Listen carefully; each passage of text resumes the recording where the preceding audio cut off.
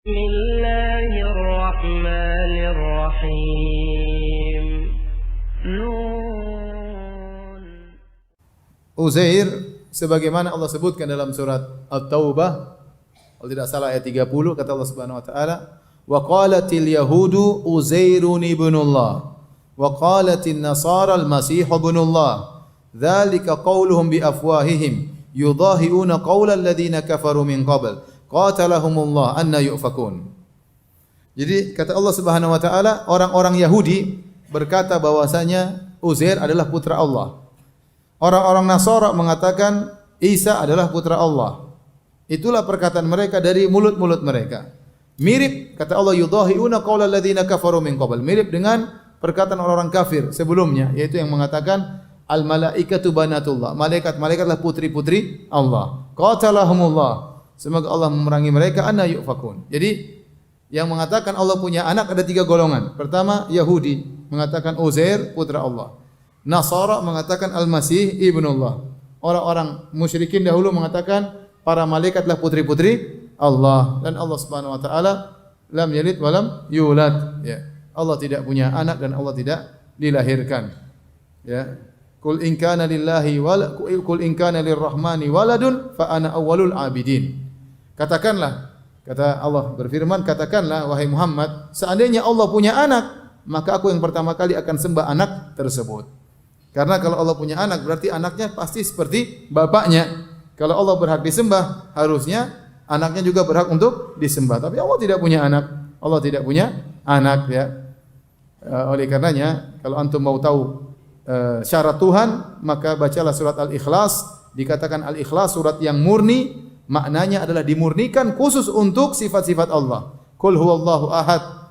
Katakanlah dialah Allah yang Maha Esa, Allahus Samad, yang semuanya membutuhkan kepada Allah, dia tidak butuh kepada siapapun. Lam yalid wa lam yulad, dia tidak beranak dan tidak dilahirkan. Wa lam yakul lahu kufuwan ahad, dan tidak ada satupun yang serupa dengan dia. Itulah syarat Tuhan, ya, yang tidak ada yang memenuhi persyaratan sebagai Tuhan dengan syarat-syarat ini kecuali Allah Subhanahu wa taala. Adapun tuhan-tuhan yang disembah selain Allah tidak memenuhi persyaratan ini, ya. Kita bicara Nabi Hindu, ya.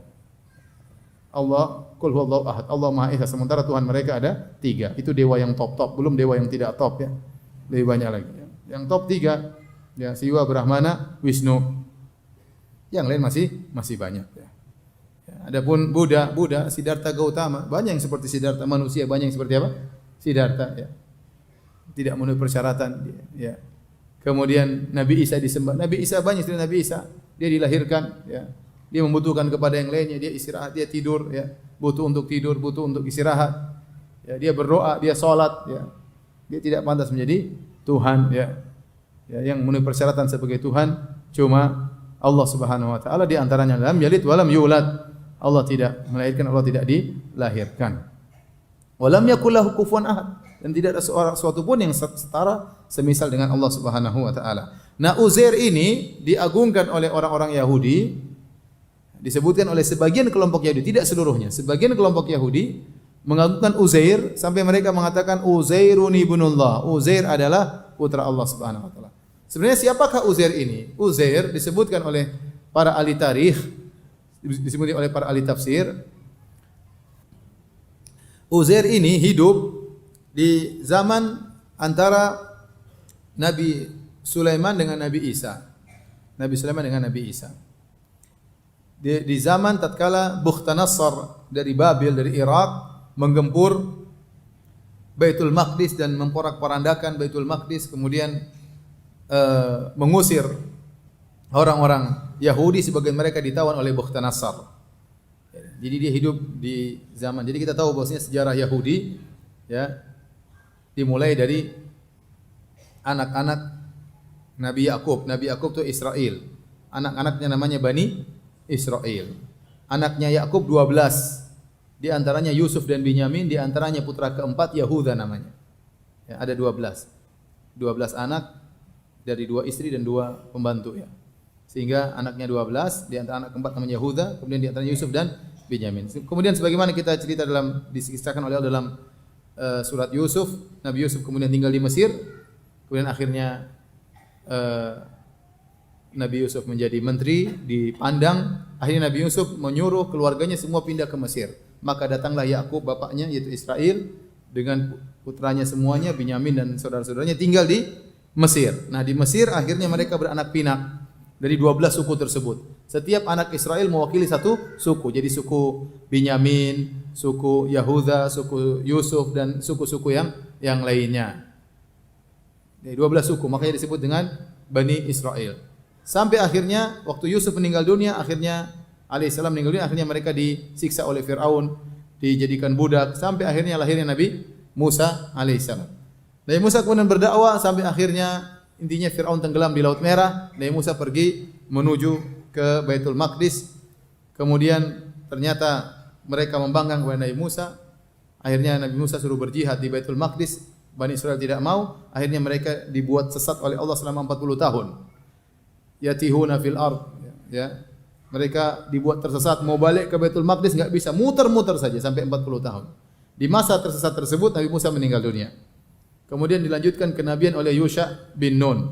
Yusha bin Nun itulah muridnya Nabi Musa yang menemani Nabi Musa dalam perjalanan ketika menemui Khadir. Allah sebut dalam surat Al-Kahfi.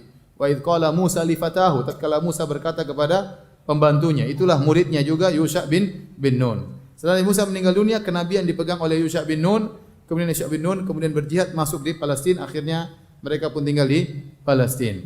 Kemudian Yusha bin Nun setelah itu membuat hakim, sekitar 12 hakim, ya, yang disebut dengan Asrul Qudat, yaitu masa para hakim. 12 hakim tersebut tempat mereka kembali kalau ada permasalahan. Setiap suku punya hakim. Setiap suku punya hakim. Dan di situ ada para anbiya, para nabi. Sampai akhirnya mereka minta agar diutus seorang raja, ya. Alam tara ilal mala'i min bani Israil min ba'di Musa id qalu lin nabiyyi lahum ba'ath lana malikan nuqatil fi sabilillah. Kata mereka sampai nabi terakhir ada situ tatkala di zaman Yusha bin Nun, kemudian nabi berikutnya sampai Nabi Samuel. Kata mereka kepada Nabi Samuel, wahai Samuel, mintalah kepada Allah turunkan raja bagi kami akan berjihad di jalan Allah Subhanahu wa taala. Ya. Kami akan berjihad di jalan Allah Subhanahu wa taala. Akhirnya Allah kabulkan. Allah utuslah Talut, ya. Allah utus Talut sebagai raja bagi mereka yang mereka dalam buku Injil atau Perjanjian Lama, Taurat, mereka namakan dengan Shaul, ya. Akhirnya setelah itu berubahlah masa para hakim, berubah menjadi Asru al-Muluk. Mulailah sekarang kepemimpinan dipegang oleh raja-raja. Dari Raja Talut, kemudian raja berikutnya sampai muncul Raja Daud alaihissalam. Dia seorang raja sekaligus apa? Nabi. Setelah itu Nabi Daud punya anak Nabi Sulaiman sekaligus sebagai apa? Raja. Waktu Nabi Sulaiman meninggal dunia, terpecah menjadi dua kerajaan Yahudi, kerajaan Israel sama kerajaan Yahuda. Rohboam anaknya Sulaiman bikin kerajaan Israel. Sisanya Yurboam, salah satu dari anak dari penguasa, kemudian membuat kerajaan namanya kerajaan Israel, kerajaan Yahuda. Akhirnya setelah itu mereka perang saudara, akhirnya mulailah diserang oleh yang lain sampai datang Bukhtanasar menyerang mereka. Hancurlah mereka, kemudian dihancurkanlah Baitul Maqdis, kemudian Haikal Sulaiman dihancurkan oleh Bukhtanasar. Ya. Muncullah seorang namanya Uzair. Sudah tahu ceritanya? Mau diulang sendiri lah. Muncullah seorang namanya Uzair. Uzair ini seorang yang soleh, ya. Apakah dia seorang nabi atau bukan? Yang benar dia bukan seorang nabi, dia seorang yang soleh. Seorang yang soleh. Dan dia disebutkan dalam buku-buku tafsir dia hafal Taurat. Suatu hari setelah diserang oleh Bukhtanasar sudah hancur seluruhnya, dia satu orang naik himarnya, kemudian dia ingin melihat sesuatu hartanya, dia mampir satu tempat yang sudah hancur lebur. Allah sebutkan dalam surat Al-Baqarah ayat 259. Kebanyakan ahli tafsir, kebanyakan salaf mengatakan orang yang disebut oleh Allah ini namanya Uzair. Ada yang mengatakan itu Irmiyah, ada yang mengatakan dia orang kafir karena ragu dengan kemampuan Allah untuk menghidupkan yang mati, tapi kebanyakan ahli tafsir mengatakan orang yang dimaksud adalah siapa? Uzair. Kita bacakan ayatnya. Au kalladzi marra ala qaryatin wa hiya khawiyatun ala urushiha. Atau seperti orang yang melewati suatu negeri, suatu kampung, yang kampung tersebut sedang hancur, bangunannya ada, masih ada tapi sudah hancur, tidak ada isinya. Penduduknya sudah mati tulang berulang. Ini setelah Bukhtanasar. Ya. Setelah diserang oleh Bukhtanasar. Qala, dia berkata, "Anna yuhyi hadhihi Allahu ba'da mautiha." Dia berkata, mungkin bergumam, bagaimana cara Allah menghidupkan kembali ini semua? Sudah hancur lebur, tulang belulang. Disebut oleh para ulama, Uzair tidak ragu dengan kemampuan Allah, maha kuasa Allah untuk menghidupkan yang mati. Tapi dia ingin tahu bagaimana sih caranya. Sudah seperti ini, gimana sih kira-kira caranya? Dia ingin tahu. Kata Allah Subhanahu wa taala, "Fa amatahu Allahu mi'ata amin." Maka Allah buat dia meninggal 1 tahun. Ya. Ashabul Kahfi berapa tahun? 300 tahun. Dia cuma 1 tahun. Jadi tidur di waktu duha, disebut dalam buku tafsir, dalam riwayat-riwayat, dia tidur di waktu duha. Kemudian dia bangun menjelang maghrib, asar, di waktu asar. Ya, maka dia pun ditidurkan oleh Allah, dimatikan, bukan ditidurkan, dimatikan sampai 100 tahun. Fa amatahu Allah, itu Allah buat dia mati 100 tahun. Summa ba'atha, berarti kalau dia 100 tahun sudah jadi daging sudah hilang semua, tulang-tulangnya sudah lembur, sudah 100 tahun. Ya. Dia tidur begitu, tahu semuanya bukan. Kalau Ashabul Kahfi dibuat tidur, kalau ini enggak, ini dimatikan. Bedanya Ashabul Kahfi dibuat tidur, makanya Allah bolak-balik wa nuqallibuhum dzatal yamini wa dzatas shimal. Kami bolak-balikkan badannya supaya badannya tidak tertutup dengan tanah. Kalau dibiarkan terus lama-lama tanah nutup mereka. Allah jaga tubuh mereka, darah tetap mengalir, kemudian dibolak kanan bolak-balik kiri. Adapun ini enggak, dibuat mati. Namanya mayat sudah mati berapa hari, sudah busuk, kemudian sudah jadi tulang belulang, sudah jadi ulat, semua hancur, tulangnya juga sudah hancur. Thumma ba'atha, kemudian Allah bangkitkan dia. Qala kam labith, Allah tanya, berapa lama engkau berdiam di sini? Qala labithtu yauman aw ba'dha yaum. Dia bilang mungkin sehari atau setengah hari. Mungkin dia tidur pagi, bangun besok sore. Atau dia tidur tadi pagi, bangun sore ini. Makanya dia bilang cuma 2 kemungkinan. Sehari atau sebagian apa? Hari. Karena dia tidur pagi, bangun sore. Nah, sore yang dia bangun ini bisa jadi hari besoknya atau hari itu juga. Kalau hari besoknya berarti dia tidur sehari. Kalau hari itu juga berarti dia tidur setengah hari.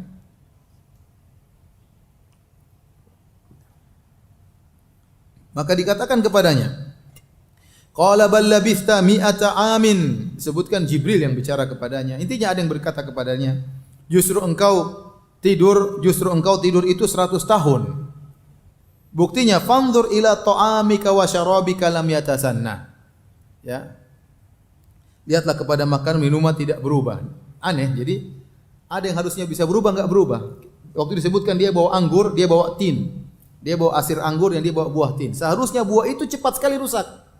Ternyata Allah jaga buah tersebut tidak apa?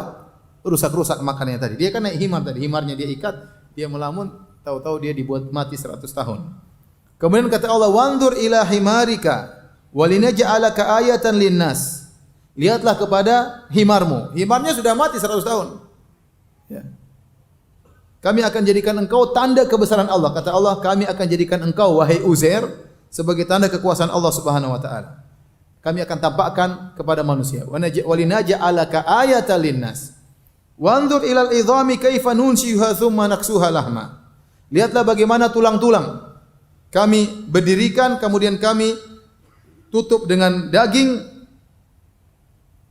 Dia lihat itu semua. Para ahli tafsir mengatakan, dan ini dipilih oleh Ibnu Jarir At-Tabari, kata Allah, wanzur ilal idhami, lihatlah kepada tulang belulang. Allah tidak mengatakan tulang himar, tapi Allah mengatakan tulang belulang. Dan kata para ulama, ini dalil bahwasanya yang dia lihat tulang himar dan tulang dia sendiri. Jadi yang pertama kali bagaimana lihat tulangnya? Kata para ulama, yang pertama kali Allah hidupkan kedua matanya. Matanya dulu hidup, lihat, badannya tersusun. Dia lihat tulangnya sendiri tersusun, matanya ngelihat semuanya. Tulang yang tersusun. Bagaimana dagingnya ngumpul lagi, tek. Ya, matanya dilihat dulu. Jadi yang dia lihat bukan cuma tulangnya himar, tulangnya dia pun dia lihat bagaimana tersusun. Tadinya sudah hancur, disusun kembali oleh Allah. Ya. Kemudian juga dilihat himar juga dari mana tulang-tulang sudah hancur, yang sudah di sungai di mana Allah kumpulkan, dibawa oleh angin. Kumpul terus lagi depan, tersusun depan dia. Tersusun jadi himar tanpa daging. tapi jadi rangka himar. Setelah jadi rangka himar, Allah kasihkan daging. Mudah bagi Allah semuanya. Dia lihat semuanya. Dia lihat semuanya. Setelah itu dia berkata, "Falamma tabayyana lahu", tatkala dia lihat itu semua, qala a'lamu annallaha ala kulli syai'in qadir. Aku tahu Allah Maha Kuasa atas segala sesuatu. Allah tadi sebutkan, "Walinaja'alaka ayatil linnas." Kami jadikan engkau sebagai tanda-tanda kekuasaan Allah di hadapan manusia. Maka dia pulang. Dia pulang 100 tahun dia pulang ke kampungnya. Lihat orang sudah berubah-berubah. Dia pulang ke rumahnya. Ini rumah dia dulu masih ada. Orang, kamu siapa? Saya Uzair. Enggak, Uzair sudah mati 100 tahun yang lalu. Saya Uzair. Ada orang masih hidup situ 100, sudah umur 120, nenek-nenek. Ya, 120 nenek-nenek.